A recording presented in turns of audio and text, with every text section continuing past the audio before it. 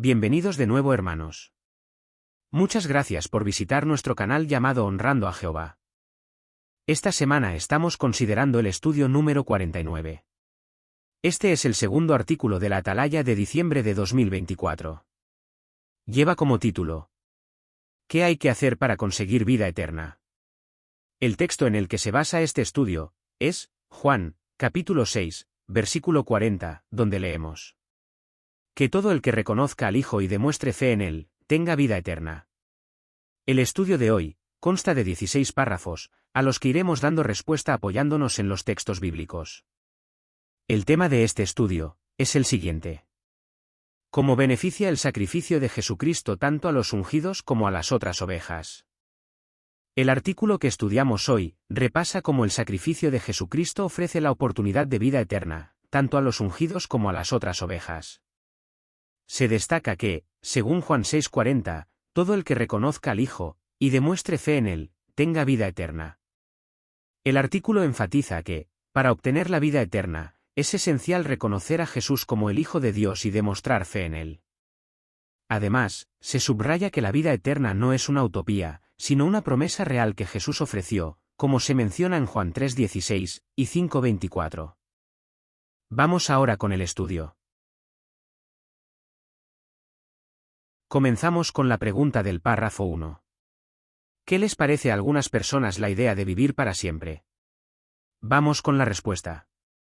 Para algunas personas, la idea de vivir para siempre puede parecer poco atractiva, o incluso imposible, pero piensan así, porque no conocen lo que Jehová promete sobre esa vida eterna.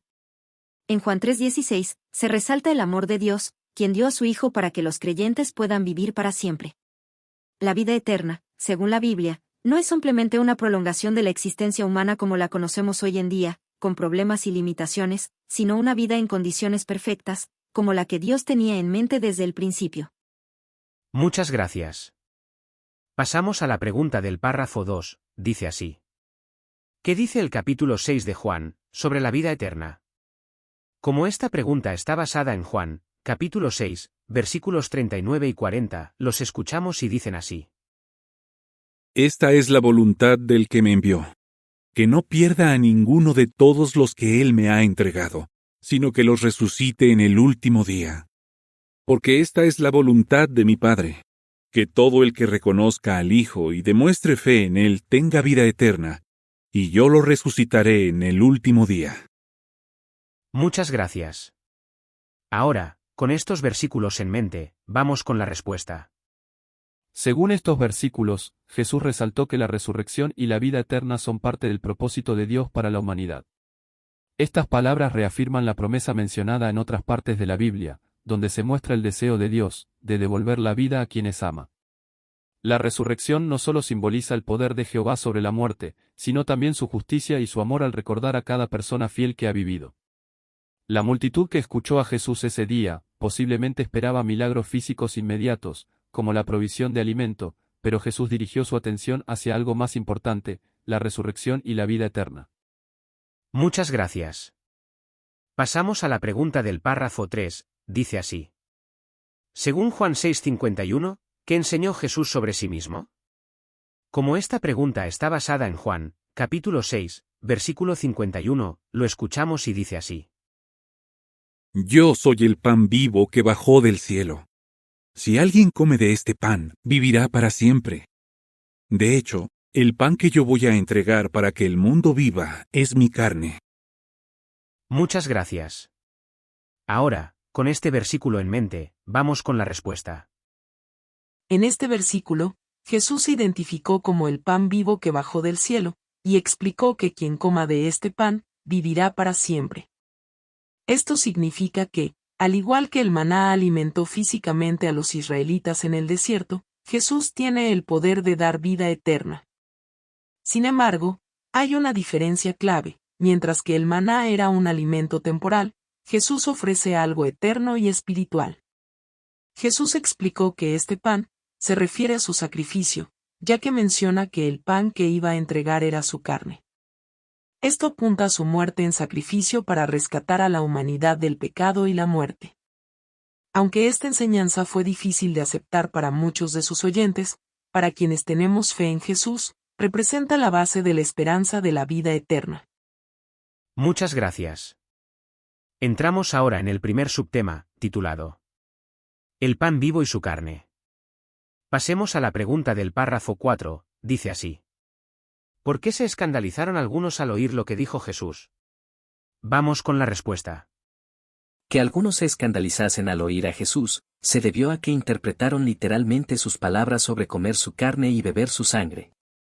En la cultura judía, estas ideas no solo eran inusuales, sino que contradecían sus principios religiosos. Jesús, sin embargo, hablaba simbólicamente del sacrificio que realizaría al dar su vida por la humanidad.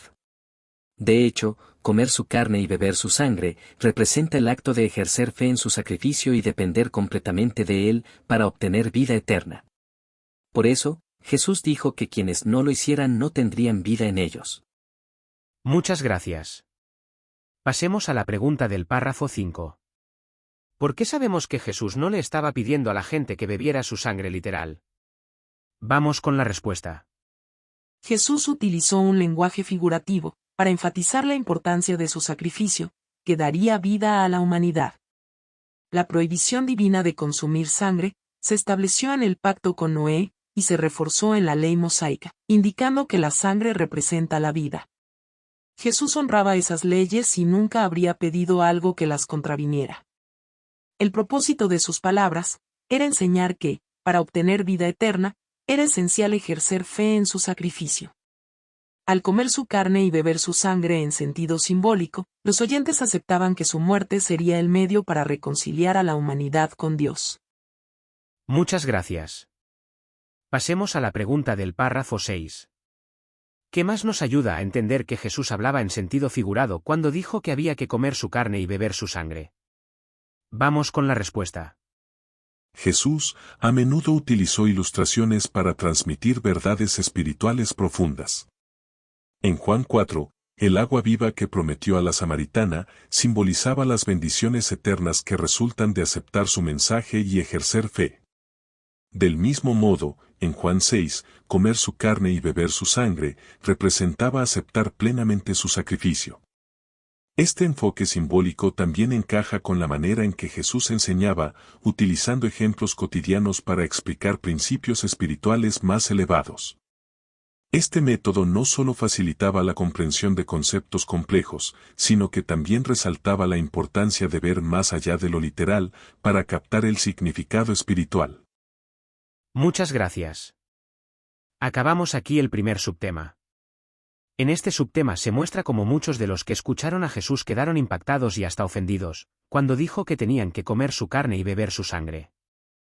Para ellos, estas palabras parecían chocantes y difíciles de aceptar, ya que iban en contra de las normas de la ley mosaica y las prácticas culturales que rechazaban el consumo de sangre.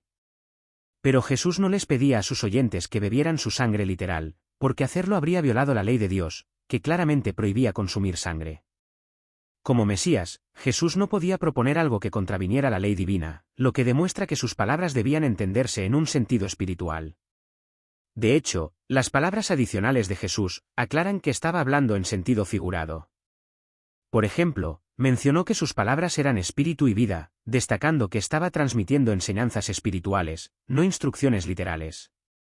Además, explicó que quienes demostraran fe y aceptaran su sacrificio, se beneficiarían espiritualmente de su carne y su sangre, obteniendo vida eterna. Entramos ahora en el segundo subtema, titulado Diferencias entre dos ocasiones. Pasemos a la pregunta del párrafo 7, dice así. ¿Qué afirman algunos sobre lo que Jesús dijo en Juan 6:53? Como esta pregunta está basada en Juan, capítulo 6, versículo 53, lo escuchamos y dice así. Así que Jesús les dijo: De verdad les aseguro, que si no comen la carne del Hijo del Hombre y no beben su sangre, no tienen vida en ustedes mismos. Muchas gracias. Ahora, con este versículo en mente, vamos con la respuesta. Algunas personas religiosas creen que las palabras de Jesús en Juan 6:53, sobre comer su carne y beber su sangre, establecen la base para la celebración de la Cena del Señor. Esto se debe a que, durante la última cena, Jesús usó expresiones similares, como se registra en Mateo 26 del 26 al 28. Sin embargo, hay diferencias significativas entre las dos enseñanzas. Muchas gracias. Pasemos a la pregunta del párrafo 8.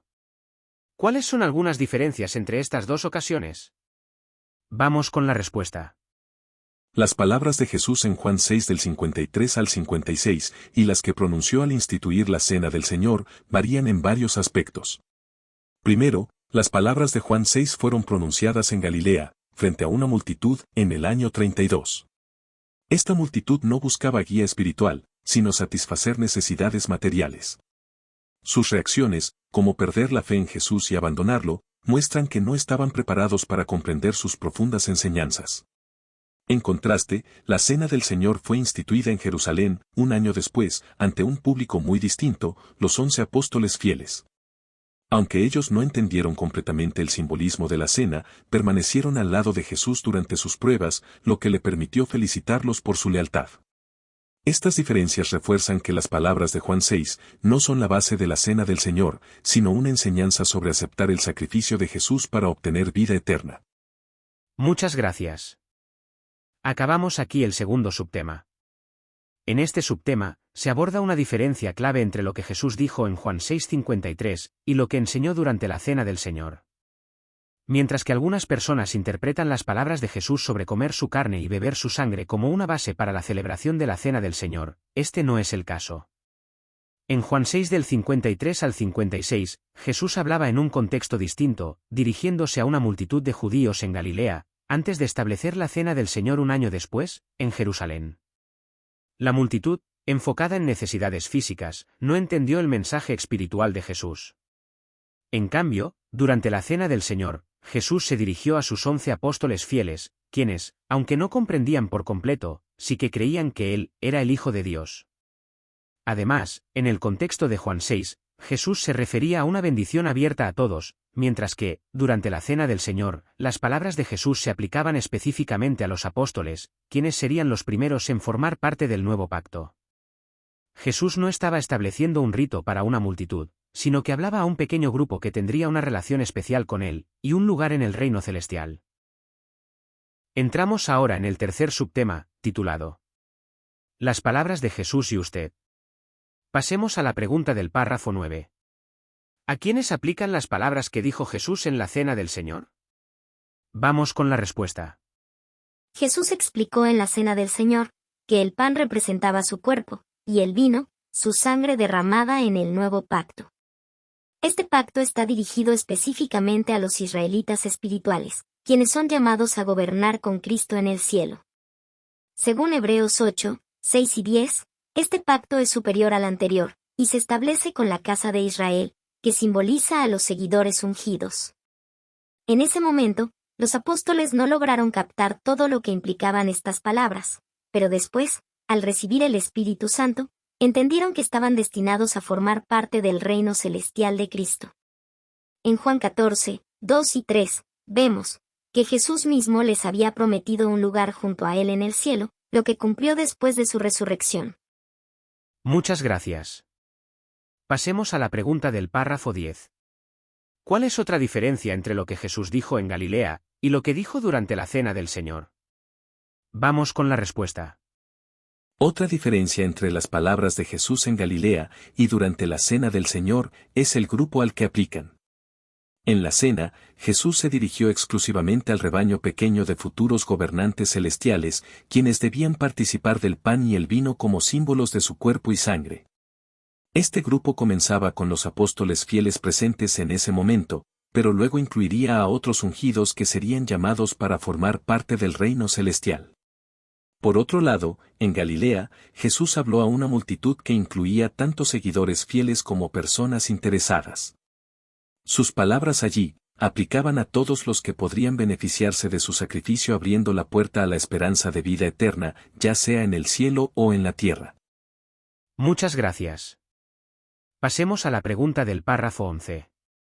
¿Cómo sabemos que la bendición de la que habló Jesús en Galilea no era para un grupo limitado de personas? Vamos con la respuesta.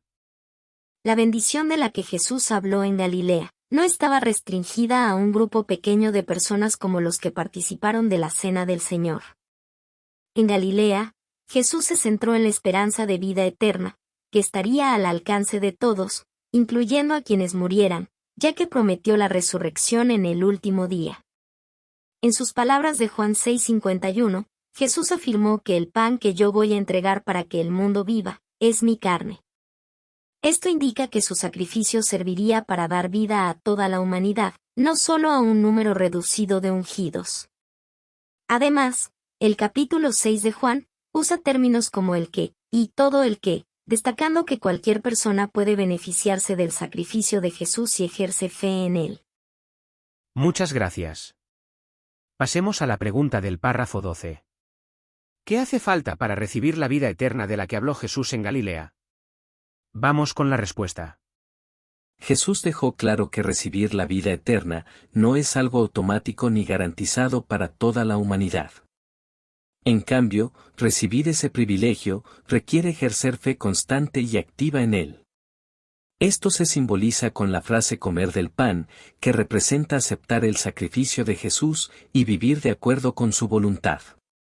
Para recibir la vida eterna, es necesario demostrar una fe profunda que vaya más allá de palabras o creencias, expresándose en obras y obediencia a las enseñanzas de Jesús. Muchas gracias. Pasemos a la pregunta del párrafo 13. ¿Qué hacía falta para ser un verdadero discípulo de Jesús? Vamos con la respuesta. La mayoría de las personas que seguían a Jesús en Galilea, lo hacían por motivos superficiales. Estaban interesadas en los milagros, las curaciones y los alimentos que Él les podía proporcionar. Sin embargo, Jesús les mostró que convertirse en un verdadero discípulo requería un compromiso más profundo. No bastaba con recibir beneficios materiales, era necesario acudir a Él, es decir, aceptar sus enseñanzas y obedecerlas en la vida diaria. Esto implicaba poner en práctica todo lo que Jesús enseñaba, incluso cuando sus palabras no concordaban con las expectativas o deseos personales. Jesús no vino a la tierra para satisfacer únicamente las necesidades físicas de las personas, sino para ofrecerles la oportunidad de tener una relación espiritual con Él y con su Padre. Muchas gracias. Pasemos a la pregunta del párrafo 14. ¿Qué tenemos que hacer para beneficiarnos de la carne y la sangre de Jesús? Vamos con la respuesta. Jesús dejó claro que solo aquellos que demostraran fe en su carne y en su sangre podrían beneficiarse de su sacrificio. Este acto de fe no es pasivo, sino activo, ya que requiere creer en el rescate y permitir que esa creencia influya en cada aspecto de la vida. Juan 6:40 explica que los que miran con fe al Hijo tendrán vida eterna, mientras que Efesios 1:7 destaca que, gracias a su sangre, podemos recibir el perdón de los pecados. Esta fe no se limita a un conocimiento intelectual, sino que debe reflejarse en acciones concretas que muestren gratitud y confianza en el sacrificio de Cristo. Muchas gracias. Pasemos a la pregunta de los párrafos 15 y 16.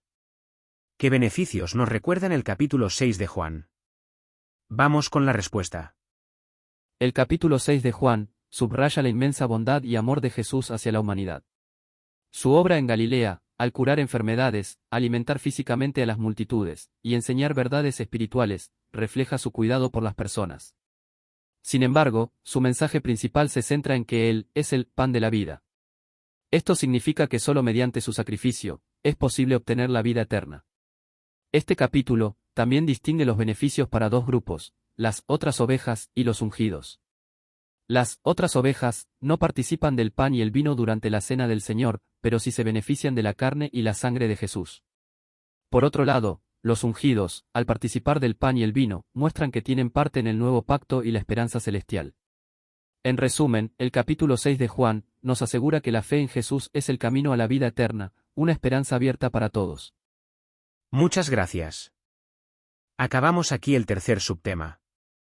En estos párrafos, se explica cómo Jesús ofreció el pan y el vino a sus apóstoles durante la Cena del Señor, símbolos de su cuerpo y su sangre, representando el nuevo pacto. Este pacto no era para toda la humanidad en general, sino específicamente para los israelitas espirituales, es decir, los seguidores fieles que gobernarían con Cristo en su reino celestial. Los apóstoles fueron los primeros en participar en este pacto, aunque no entendieron completamente el significado en ese momento. Por otro lado, el capítulo 6 de Juan resalta que la vida eterna está al alcance de todos, ya que Jesús, al referirse a sí mismo como el pan de la vida, ofreció la oportunidad de vivir para siempre a todos los que creyeran en él y aceptaran su sacrificio. Sin embargo, para beneficiarse del sacrificio de Jesús, como lo enseñó en Juan 6:53, las personas deben demostrar fe en su rescate. Las otras ovejas, que no son parte del grupo de los ungidos, también pueden beneficiarse de su sacrificio al demostrar esa fe, aunque no deben participar del pan y el vino en la cena del Señor. Este capítulo de Juan subraya la importancia de la fe como requisito esencial para obtener vida eterna, tanto para los ungidos como para las otras ovejas, quienes también tienen la esperanza de una vida eterna, aunque en un sentido diferente al de los ungidos, quienes heredarían el reino celestial junto con Jesús. Pasamos ahora a hacer un repaso de 3 preguntas titulado ¿Cómo contestaría? La primera pregunta de repaso dice así: ¿qué debemos hacer para vivir para siempre? Vamos con la respuesta.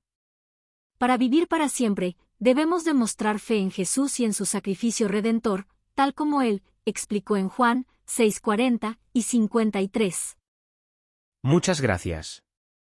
La segunda pregunta de repaso dice así: ¿cuáles son algunas diferencias entre lo que Jesús dijo en el año 32 y lo que dijo en la Cena del Señor, en el 33? Vamos con la respuesta. En el año 32, Jesús habló de una bendición abierta para todas las personas, mientras que en la Cena del Señor del año 33, se centró en el rebaño pequeño, indicando que solo ellos debían participar del pan y el vino. Muchas gracias. La tercera pregunta de repaso dice así: aunque las otras ovejas no deben comer del pan ni beber del vino de la conmemoración, ¿qué maravillosa esperanza tienen según el capítulo 6 de Juan? Vamos con la respuesta. Las ovejas que no participan del pan y el vino, tienen la esperanza de recibir vida eterna al demostrar fe en el sacrificio de Jesús. Muchas gracias por todos los comentarios. Hermanos, hasta aquí el estudio de la Atalaya de esta semana. Muchas gracias por haber visitado nuestro canal, esperamos que les pueda servir de guía o ayuda. El próximo martes estaremos aquí también con el siguiente estudio, que será el número 50. Corresponderá a la semana del 17 al 23 de febrero de 2025. Tiene como título: ¿Cómo ayudar a los hijos a fortalecer su fe? Está basado en el texto de Romanos capítulo 12 versículo 2, donde leemos: comprueben por ustedes mismos cuál es la buena, agradable y perfecta voluntad de Dios. Esperamos que Jehová nos guíe, y la semana próxima podamos volver a compartir otro artículo. Muchas gracias.